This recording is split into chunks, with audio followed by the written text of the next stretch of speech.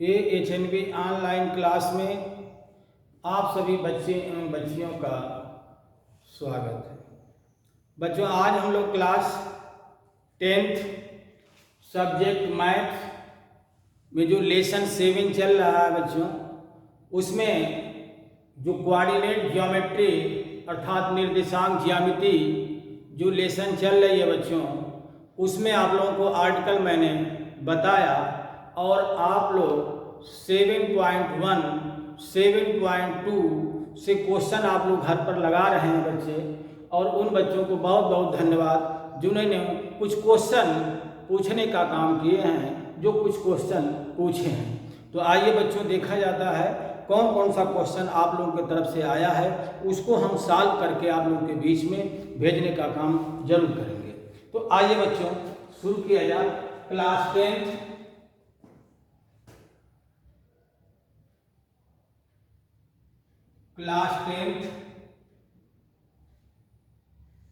Subject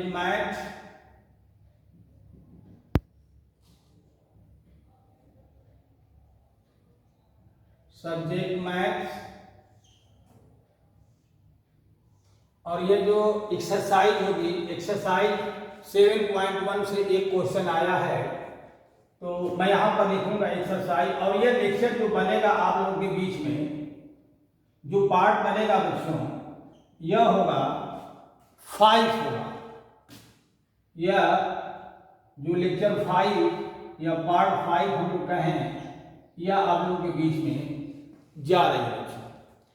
तो आइए देखा जाए एक्सरसाइज 7.1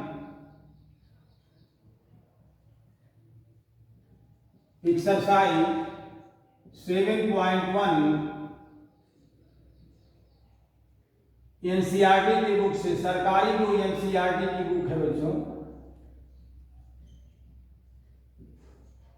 इस बुक से क्वेश्चन हम आपको बताएंगे। तो आइए देखा जाए क्वेश्चन क्या दिया हुआ है, कौन सा क्वेश्चन आप लोगों की तरफ से आया है। यह आया है बच्चों 7.1 का क्वेश्चन नंबर 8, यानी क्वेश्चन नंबर 8 आप लोगों के बीच में ये लगा करके मैं भेज रहा हूं।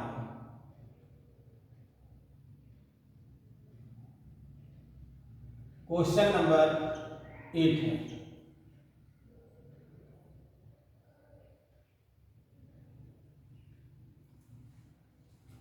और ये क्वेश्चन नंबर 8 का कह रहा है बच्चों कि y का मान ज्ञात कीजिए जिसके लिए बिंदु P 2 और -3, एक बिंदु P है बच्चों जिसका निर्देशांक 2 और -3 दिया हुआ है, और एक बिंदु जो है Q है जिसका निर्देशांक 10 और y दिया हुआ है, 10 और y दिया हुआ है बच्चों, और इसके बीच की दूरी 10 मात्रक है, यानी P से Q के बीच की दूरी यह 10 मात्रक है, यानी 10 इकाई है।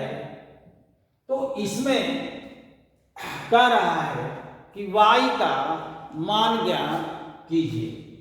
तो सवाल को समझिएगा बच्चों, ये सवाल बहुत इजी है, बस आपको समझने की जरूरत है। एक बार ध्यान दीजिएगा, फिर बिंदु देख लीजिए, P जो है 2 -3 है और Q जो है 10 और y है के बीच की दूरी 10 मात्रक है, तो y का मान ज्ञात कीजिए। तो आइए बच्चों, इसको हम लोग सॉल्व करते हैं,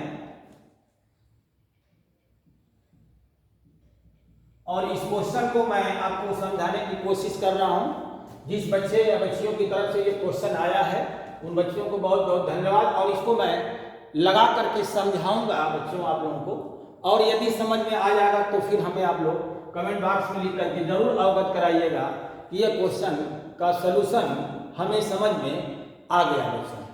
तो देखिए, ध्यान दीजिए, आप लोग इससे पहले पढ़े थे कि अगर कोई A और B बिंदु है और इसका निर्देशांक x1 y1 है और इस बिंदु का निर्देशांक x2 y2 है, तो इनके बीच की दूरी यानी AB ज्ञात करने का फार्मूला था बच्चों x2 माइनस x1 का होल स्क्वायर, यह था x2 माइनस x1 का होल स्क्वायर, और यहां था y2 माइनस y1 का होल स्क्वायर, होल स्क्वायर था। तो अब आप लोग देखिए इसमें, तो आइए अब हम लोग देखते हैं क्या कि यदि P बिंदु को हम x1 y1 मान लें, इसको हम लोग x1 y1 मान लें, और इस बिंदु को हम लोग x2 y2 मान लें बच्चों, और यह जो है दोनों बिंदुओं के बीच की दूरी अर्थात d बराबर भी हम लोग लिख सकते हैं, इसको d भी हम लोग मान सकते हैं, और यह d बराबर मान लीजिए यह दिया हुआ है, ठीक है। इसके बीच की दूरी अगर d है तो हम लोग d बराबर इसको नोट कर लेते हैं, d बराबर लिखे या a भी लिखे बच्चों। तो यहां से ध्यान दीजिए, d का यह फार्मूला हो जाएगा, d का फार्मूला होगा बच्चों x2 माइनस x1 का whole square y2 minus y1 का होल स्क्वायर। तो यहां ध्यान देना बच्चों, मैं यहां से लिखूंगा x2, और x2 के स्थान पर क्या होगा बच्चों, x2 के स्थान पर होगा 10 होगा। तो मैं x2 के स्थान पर देखिए, x1 के स्थान पर 2, y1 के स्थान पर -3, x2 के स्थान पर 10 और y2 के स्थान पर y होगा बच्चों। तो x2 के स्थान पर हम लोग लिखें ये 10 हो गया, माइनस x1 के स्थान पर 2 हो गया, x2 के स्थान पर 10 और x1 के स्थान पर 2 हो गया, और इसका होल स्क्वायर हो गया, y2 के स्थान पर y हो गया, माइनस y1 के स्थान पर -3 है बच्चों। तो माइनस और यह -3 जब लिखाएगा तो माइनस माइनस क्या हो जाएगा, प्लस हो जाएगा, और इसका होल स्क्वायर हो जाएगा। तो अब हम लोग क्या करेंगे, d की जगह पे देखिए इसके बीच की दूरी दिया हुआ कितना 10 लिखा हुआ, इसलिए हम लोग यहाँ पर 10 लिख सकते हैं। अब यहाँ पर हो गया 10। अब यहाँ देखिए बच्चों, इसको सॉल्व करेंगे आप लोग, तो 10 में से 2 निकालेंगे, 8 का वर्ग होगा, अर्थात 8, देखिए यहाँ पर मैं लिखूंगा 8 का वर्ग लिखूंगा, और यहाँ लिखूंगा y प्लस 3 का होल स्क्वायर लिखूंगा। तो यह हो जाएगा 10 हो जाएगा, और इधर हो जाएगा 8 बाटे 64 हो गया, और प्लस y प्लस 3 का होल स्क्वायर आ गया बच्चों। अब करड़ी हमको हटानी है, तो करड़ी हम लोग कैसे हटाएंगे, मिटा देंगे तो हट जाएगी?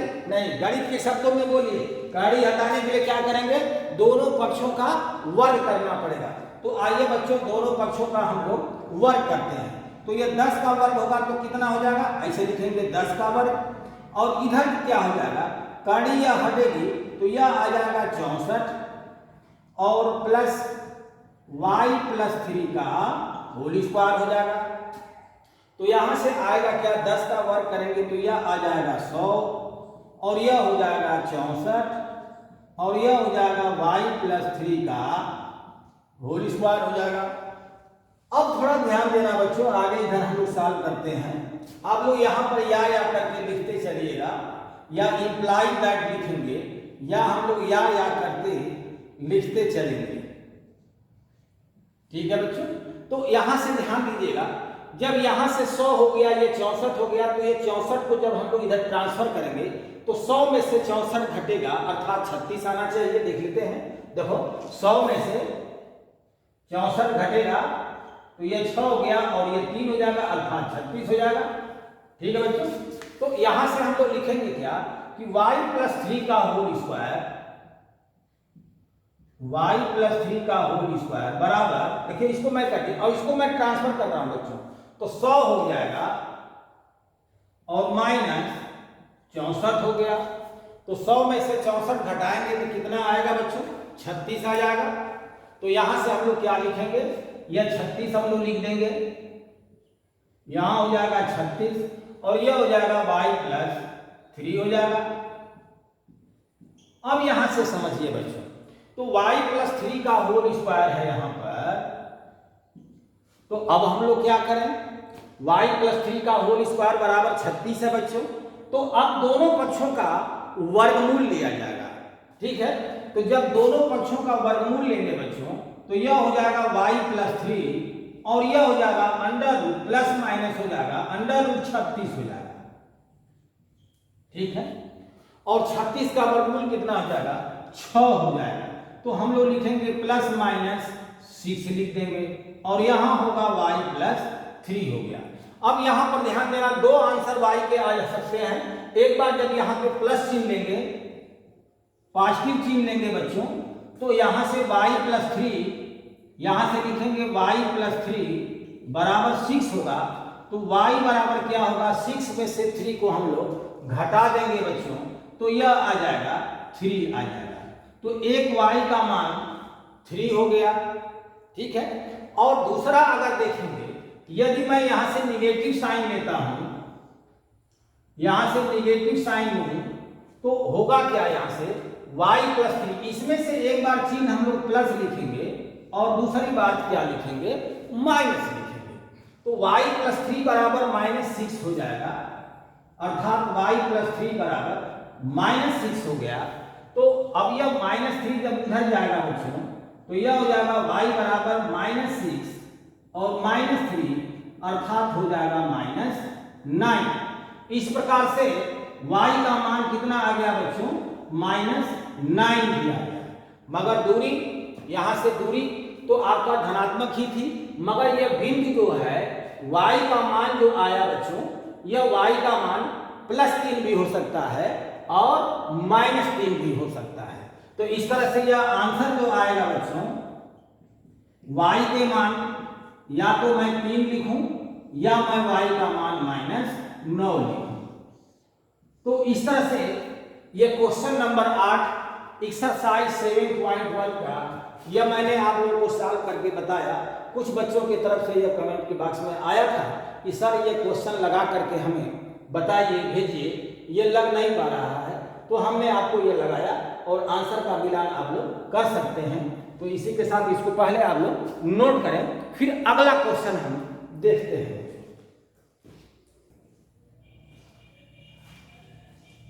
आप लोग लिख चुके होंगे बच्चों, अब हम इसे मिटा देते हैं। तो आइए बच्चों, आइए अब हम लोग अगला क्वेश्चन देखा जाए बच्चों। यह एक्सरसाइज 7.2 में क्वेश्चन नंबर 3 बच्चों की तरफ से आया है। उस जिस बच्चे की तरफ से आया है उस बच्चे को बहुत बहुत धन्यवाद जो क्वेश्चन किए बच्चे। और मैं उस बच्चों को जिसने पूछा है और जो नहीं लगा पाए हैं बच्चे, वह इस सवाल पर ध्यान देंगे। सवाल बहुत बढ़िया पूछने लायक क्वेश्चन था और जिन्होंने आप लोगों ने हमें पूछा है बताने के लिए, तो हम क्वेश्चन को बताने जा रहे हैं। देखिए पहले ये क्वेश्चन क्या चीज है, इस क्वेश्चन को पहले हम लोग समझा जाए। देखिए बच्चों, एक आयताकार इस तरह से मैदान है और इस आयताकार मैदान जैसे A B C D वर्गाकार कहें या आयताकार कहें, जो भी कहें, या इस तरह से मैदान है। अब उसमें है क्या कि यह वाला जो है, यह जो एक रास्ता यानी ये दौड़ने के लिए एक रास्ता बनाया गया जिसको एक चूने से गिरा करके यह बनाया गया है। मान लीजिए यह रास्ता है, यह रास्ता नंबर 1 है जो इस तरह से यह बनाया, यह रास्ता नंबर 2 है, यह रास्ता नंबर 3 है। माने यह जो जिस पर दौड़ना है, जिस रास्ते पर, यह रास्ता बना दिया गया। और यहाँ पर इस रास्ते पर कुछ इस तरह से उसमें दिया है कि यहाँ से लेकर के 1 2 3 4 5 6 यानी 100 तक यहाँ पर कुछ गमला रखे गए हैं, फूल के गमला रखे गए हैं। तो यहाँ पर एक गमला रखा गया है, यहाँ पर दूसरा रखा गया है, यहाँ पर तीसरा रखा गया है। इस तरह से कुल 100 गमला रखे गए हैं। तो यह तो पहले आपको एक आयताकार समझ में आ गया कि यह रास्ता है और इस रास्ते पर इस किनारे पर कुछ गमला रखे गए हैं। और कितने गमले रखे गए हैं बच्चों, 1 से लेकर के 100 तक रखा गया है। अब देखिए ये जो रास्ता बनाया गया है ना, तो A से यहाँ की बीच की दूरी 1 मीटर रखी गई है, यानी 1 मीटर की दूरी पर यह रास्ता दौड़ने के लिए बनाया गया है। ठीक है बच्चों, तो यह तो आप लोग को समझ में आ रहा होगा। अब क्या कर रहा है कि दूसरा एक निहारिका नाम की बच्ची है और जो एक हरा झंडा लेकर के ये दूसरी पंक्ति यानी इसको, बल्कि इसको हम लोग रो कहते हैं, इसको हम लोग कॉलम कहते हैं, थोड़ा ये पंक्ति लिखा हुआ है तो उसको पंक्ति यह मान लिया है, जबकि यह स्तंभ होगा। तो चलिए सवाल में जो कहा उसी पर ध्यान दें। मान लीजिए इस 2 नंबर के रास्ते पर निहारिका नाम की बच्ची हरा झंडा लेकर के दौड़ती है, ठीक है। अब दौड़ते दौड़ते जाती है तो एडी का 1/4 भाग, अब एडी का 1/4 भाग कितना होगा बच्चों, जरा देखा जा। एडी का 1/4 भाग, तो जो निहारिका नाम की बच्ची है वह कहां पर, किस गमले के पास वह हरा झंडा गाड़ेगी, जरा देखेंगे कि एडी का 1/4 और एडी पर कितने गमले रखे गए हैं, 100 है, मान लीजिए 1 2 3 ऐसे 100 हो गया। यहां लिखा हुआ एडी का 1/4 भाग है बच्चों। इस तरह से एडी पर कुल कितने गमले हैं, 100 है, और 100 गुणे 1/4 करेंगे तो यह हो जाएगा 25, ठीक है। इसका मतलब यह हो जाएगा किस गमले के पास ये पहुंचेगी, यह निहारिका नाम की बच्ची दूसरे वाले नंबर पर, इस नंबर से अगर दौड़ना वो शुरू कर दे इस पर, तो पता चला कि जहां 25वां गमला होगा, जहां 25वां गमला मान लीजिए जहां होगा, यहां पर मैं मान लेता हूं फिर, क्योंकि ये 6 है, ये 100 है तो बहुत दूरी ऊपर जाएगी बच्चों, तो इसलिए हमने केवल मान लिया कि जहां 25वां गमला होगा, है ना, वहीं पर ये बच्ची जाएगी और यहां एक हरा झंडा गाड़ देगी, ठीक है। यह हरा झंडा यहां पर गाड़ दी। तो यह निहारिका नाम की बच्ची दूसरे नंबर के रास्ते पर एडी के अनुदिश दौड़ना शुरू कर दी और जहां एडी का 1/4 भाग हो रहा है वहीं पर हरा झंडा गाड़ दे रही है, और इस पॉइंट को हम लोग मान लेते हैं पी मान ले रहे हैं, चलिए पी मान लेते हैं, ठीक है। अब थोड़ा ध्यान दीजिए, तो इस पी बिंदु का निर्देशांक अगर हम लोग देखेंगे बच्चों, तो यहां से इसको मूल बिंदु मान लें तो यह हो गया 2 मीटर और यह हो गया 25। तो पहले x अक्ष वाला इसको हम लोग x अक्ष मान देंगे, इसको हम लोग x एक्सिस मान दें और इसको हम लोग y एक्सिस मान दें, है ना बच्चों, y एक्सिस मान देते हैं। तो x अक्ष पर हो गया 2 खाना, यानी 2 वाला रास्ता हो गया, और y अक्ष पर 25 हो गया। तो इस तरह से जो P बिंदु बन रहा है उसका निर्देशांक होगा 2 और 25 हो जाएगा। अब अगला देखते हैं। अब एक प्रीत नाम की बच्ची है, जो प्रीत नाम की बच्ची किस रास्ते के नंबर पर दौड़ना शुरू कर रही है, 8वां नंबर जो रास्ता है, 8वें नंबर के रास्ते पर वह प्रीत नाम की एक बच्ची दौड़ना शुरू करती है। अब वह दौड़ते दौड़ते जाती है और कहां पर वह लाल रंग का झंडा गाड़ती है, जहां एडी का 1/5 भाग है। तो अब चलिए देखिए, यह लिखेंगे प्रीत के द्वारा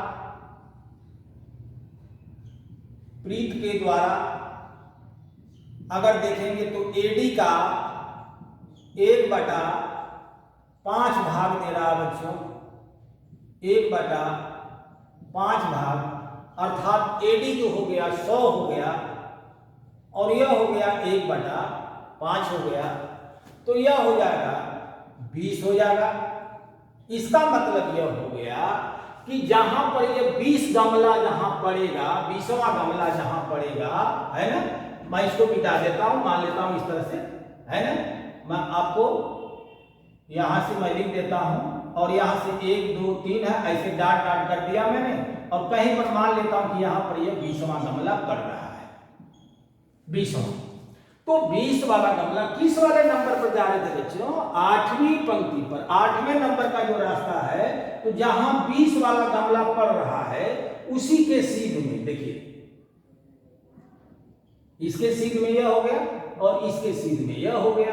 तो यहां पर जहां यह एडी का 1/5 भाग जहां पड़ रहा है बच्चों, वहां पर लाल रंग का एक झंडा गाड़ देती है बच्ची, मान लीजिए, है ना। तो इसको हम लोग क्यू पॉइंट मान लें। अब उस क्यू पॉइंट का निर्देशांक क्या होगा बच्चों, ध्यान देना कि x अक्ष पर कितना दूरी चल रही है, 8 हो रहा है, तो इसको हम लोग लिख देंगे 8, ठीक है। और y अक्ष पर कितना हो रहा है, जितना गमला है ये 20 है, तो यह हो जाएगा 8 और 20 हो गया, ठीक है बच्चों। तो वह कह रहा है कि यह दोनों झंडों के बीच की दूरी बताइए। ये दोनों झंडों के बीच की दूरी कितना होगी। तो आइए बच्चों अब इसको हम लोग सॉल्व किया जाएगा और आप लोग इसको सॉल्व कर सकते हैं। देखिए तो यहां से PQ की दूरी निकालनी है, PQ, तो हम लोग लिखेंगे अंडर रूट। अब देखिए मैं यहां से लिख दे रहा हूं दो पॉइंट जो है, यहां पर मैं पॉइंट लिख दे रहा हूं कि यह पॉइंट हो गया P और यह हो गया Q और इसका निर्देशांक है 2 और 25 है, 2 और 25 है और इसका कितना है 8 और 20 है। इसका जो निर्देशांक है 8 और 20 है। तो अब आप लोग इस सवाल को लगा सकते हैं।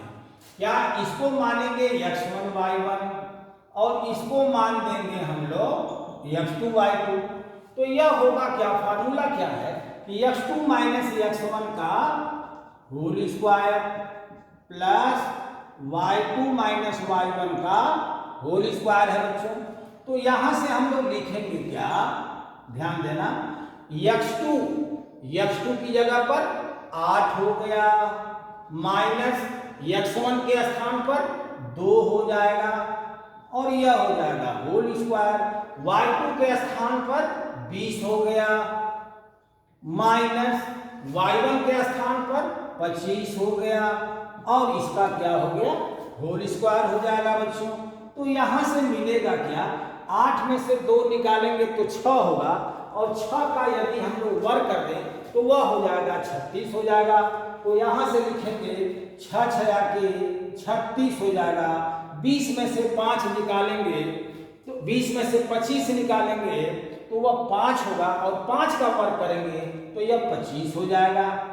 इस तरह से जोड़ेंगे अगर तो यह हो जाएगा अंडर रूट, यह 5 6 11 यानी 61 हो जाएगा। इस तरह से PQ की दूरी जो होगी बच्चों कै मीटर हो जाएगी, 61 मीटर होनी चाहिए।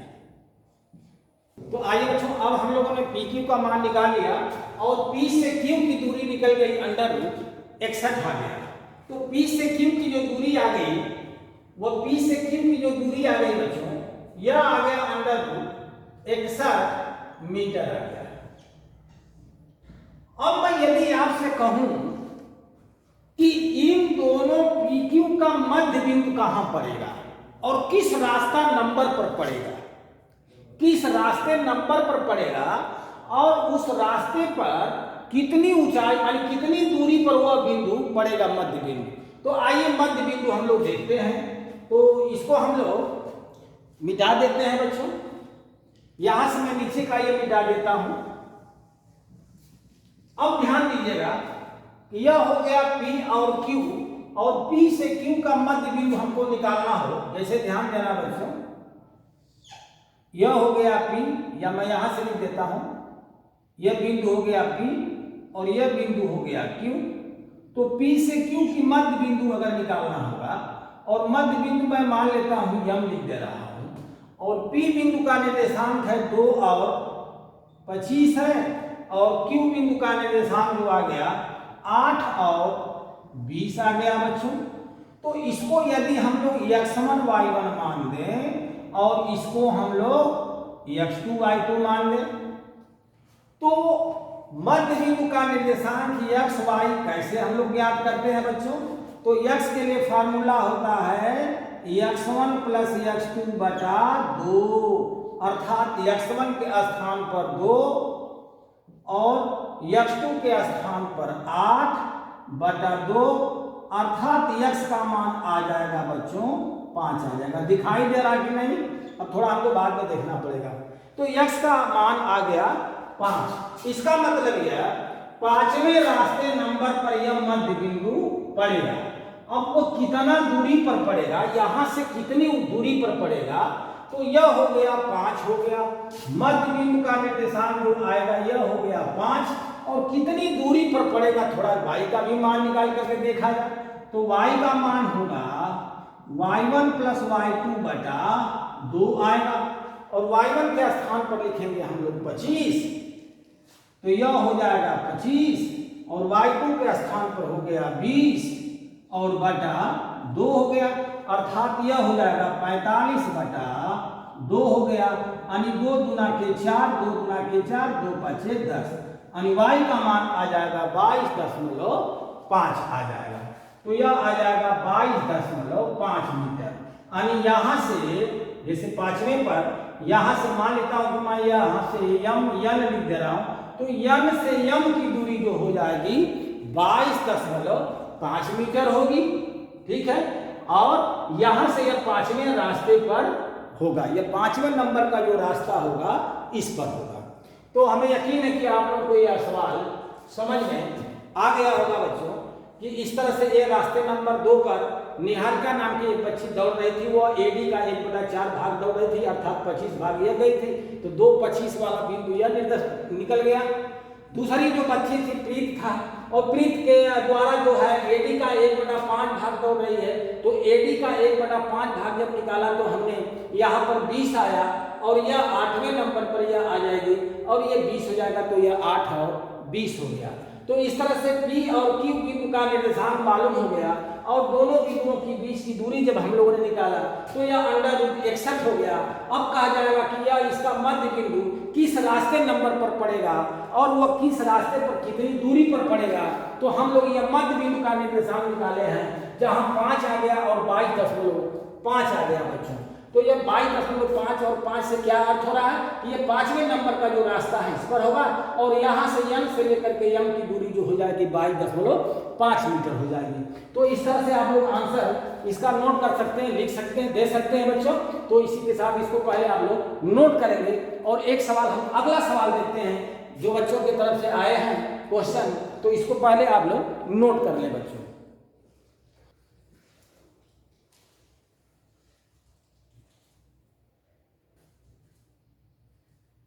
बच्चों आप लोग लिख चुके होंगे, इसे हम मिटा देते हैं। अब अगला क्वेश्चन हम लोग देखते हैं। आइए बच्चों, अब हम लोग अगला क्वेश्चन देखते हैं, क्वेश्चन नंबर 6, और ये एक्सरसाइज है 7.2। और क्वेश्चन नंबर 6 में क्या कह रहा बच्चों, ध्यान देना। कह रहा कि यदि बिंदु 1 2, यह बिंदु जो है 1 2 है, यदि बिंदु 1 2 4y x 6 और 3 5 इसी क्रम में लेने पर एक समांतर चतुर्भुज के शीर्ष हो, तो x और y के मान ज्ञात कीजिए। तो यह किसके कौन सी आकृति बन रही है बच्चों, यह समांतर चतुर्भुज बन रहा है, समांतर चतुर्भुज।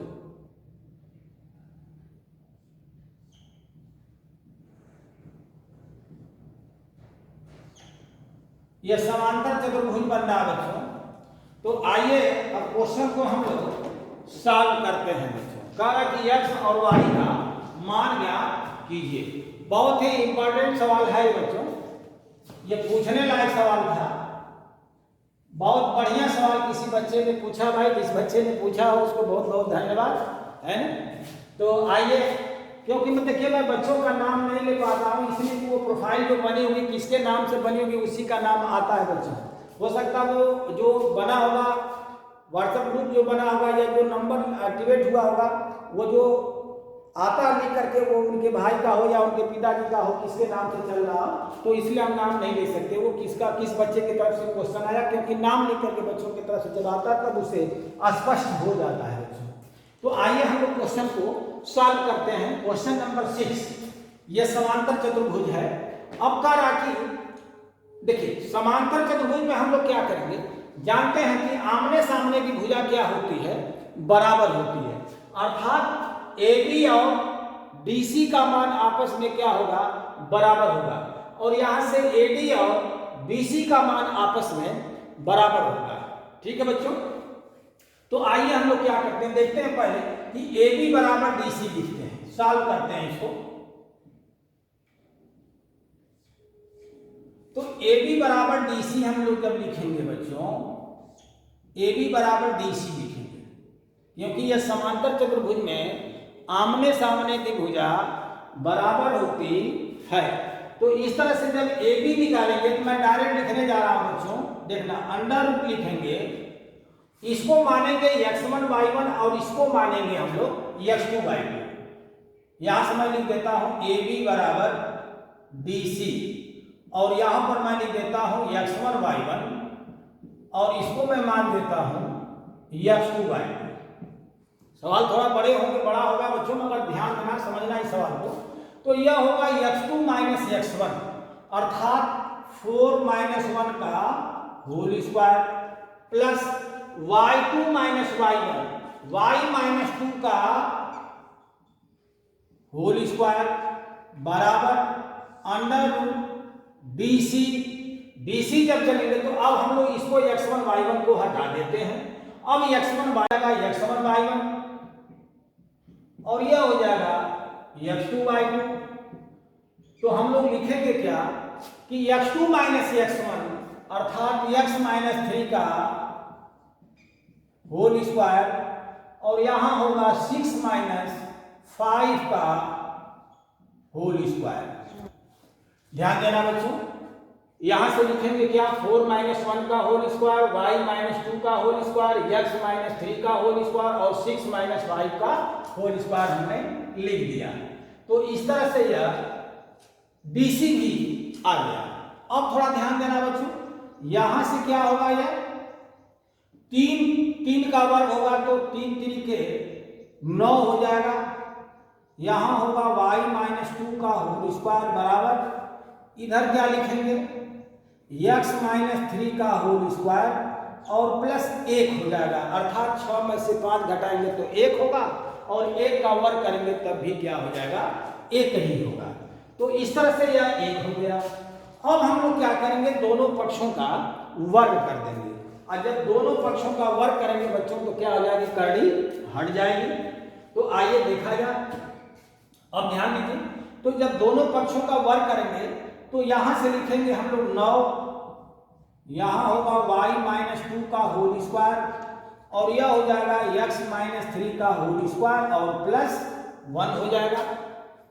ठीक है बच्चों, अब हम लोग क्या करेंगे कि यहां से या तो इसको हम लोग उधर ट्रांसफर कर दें और इसको हम लोग इधर ला दें। तो हम डायरेक्ट यहां लिखना चाहते हैं बच्चों, लिखेंगे x माइनस 3 का होल स्क्वायर होगा, x माइनस 3 का होल स्क्वायर होगा, और यहां से लिखेंगे, इसको मैं ट्रांसफर कर दे रहा हूं तो माइनस हो जाएगा y माइनस 2 का होल स्क्वायर हो जाएगा, और बराबर मैं लिख सकता हूं 9 में से 1 को हम लोग घटा देंगे।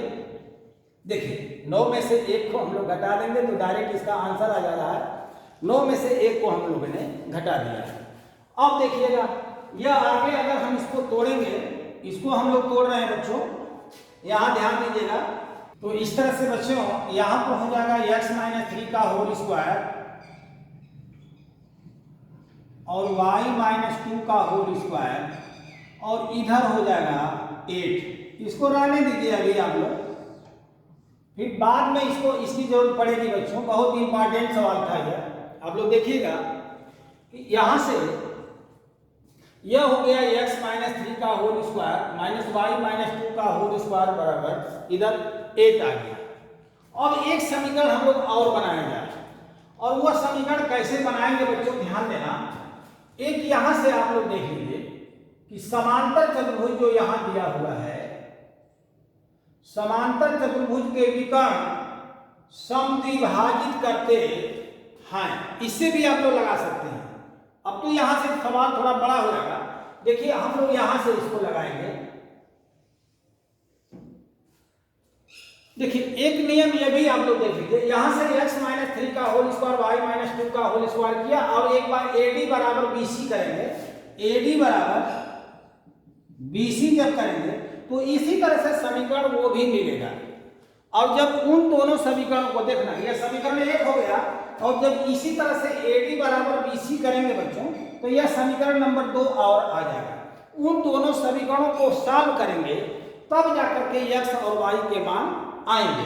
और इससे अच्छा आप लोगों को है, बेहतर है कि अब ये सवाल बढ़ा जा रहा है, इसलिए मैं दूसरा मेथड आप लोगों को बताने जा रहा हूं बच्चों। यह फर्स्ट मेथड था।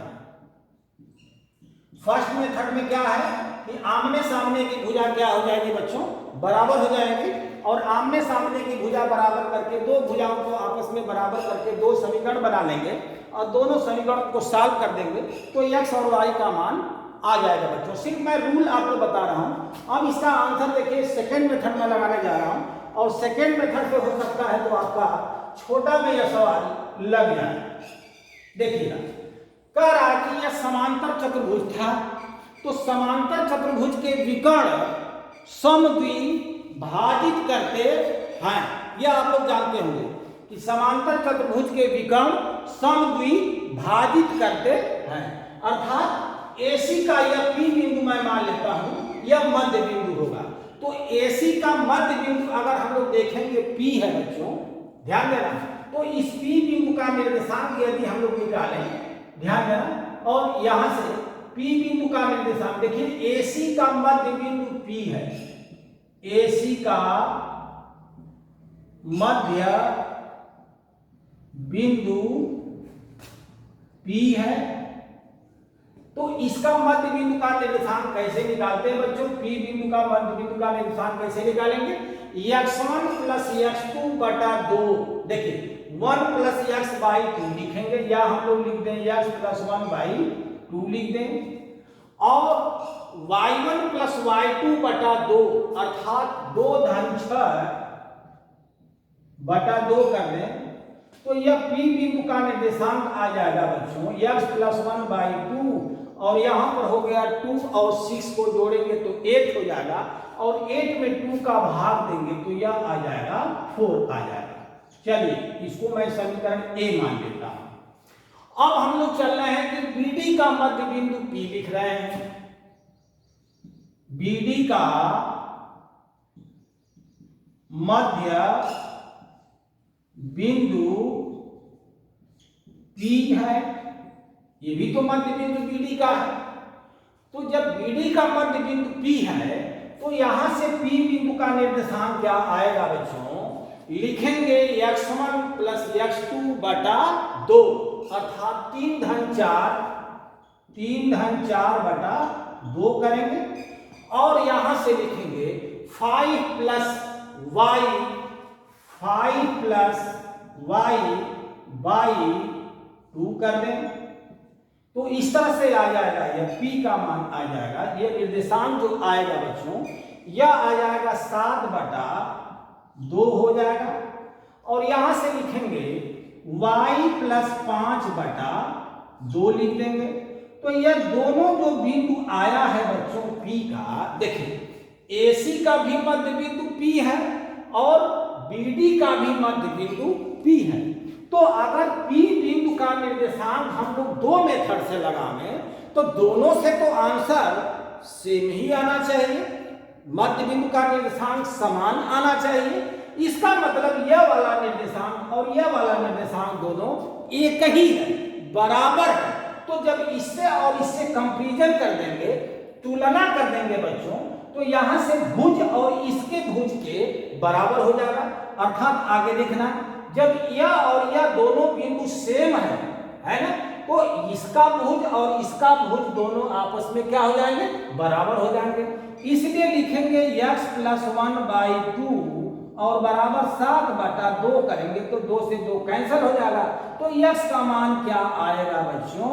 7 में से 1 घटेगा तो क्या आ जाएगा? 6 आ जाएगा। देखो बहुत बढ़िया मेथड आप लोगों के सामने ये मिल गया है ना। सेकेंड वाला मेथड बहुत अच्छा, वह दो बिंदुओं के बीच की दूरी से लगा रहे थे तो वह सवाल बड़ा जा रहा था, और जब दो बिंदुओं के मध्य बिंदु से निकाल रहे हैं तो यह सवाल आप लोगों का छोटा में लग जा रहा है। अब देखिए अगला, देखिए इस बिंदु की कोटि और इस बिंदु की कोटि दोनों बराबर होगी, तो यहां से क्या होगा बच्चों? लिखेंगे 4 यानी y प्लस 5/2 बराबर 4 हो गया। तो तिर्यक का जब गुणा करेंगे बच्चों तो यह y बराबर हो जाएगा 4 गुना के 8 हो गया, और माइनस यह जाएगा तो 5 हो जाएगा। देखिएगा 4 गुना के 8 में से 5 निकालेंगे तो यह जो आ जाएगा y बराबर क्या हो जाएगा? यह 3 आ जाएगा। तो इस तरह से x और y का जो मान आ रहा था, पूछ रहा था कि x और y का मान ज्ञात कीजिए, तो आंसर में क्या आएगा बच्चों?